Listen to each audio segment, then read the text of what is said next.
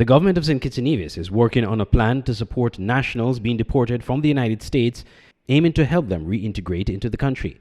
Prime Minister Dr. Terrance Drew, during a media roundtable on Thursday, February 7th, 2025, stated that each deportee will be evaluated individually to determine the most appropriate assistance.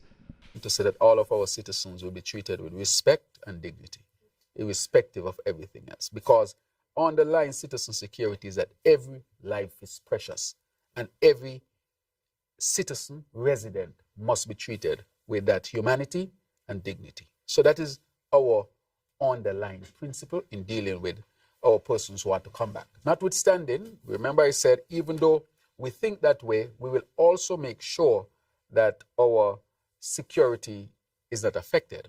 And so I can say that a policy is already underway with recommendations from the regional security forces as well.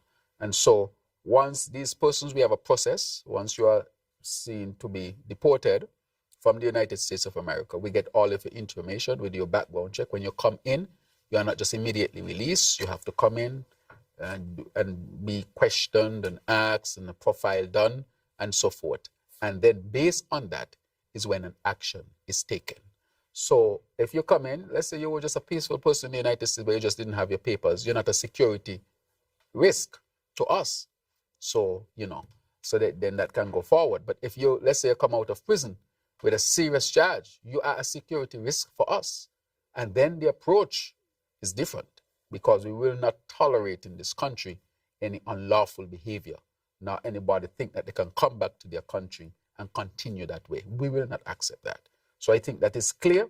So it is a case-by-case basis. The Prime Minister stressed that the rights of deportees will be respected. But we are open and we will accept our citizens from wherever they are. This is their home. We tell them this is your home and you are welcome back. Their constitutional rights will be respected. And if they're in another country and that country wishes to deport them based on the laws, then we can't tell a country what to do with its laws. But from our perspective, we will always ask that they be treated with respect and their humanity be intact, irrespective of everything else, and we will also treat them with that dignity when they come back home as well. The Donald Trump administration has intensified the deportation of undocumented migrants in the U.S. A list of approximately 68 nationals from St. Kitts and Nevis, along with thousands more from across the Caribbean, have already been processed for deportation, raising concerns about potential impact on Caribbean nations. Andre Huey, SKN Newsline.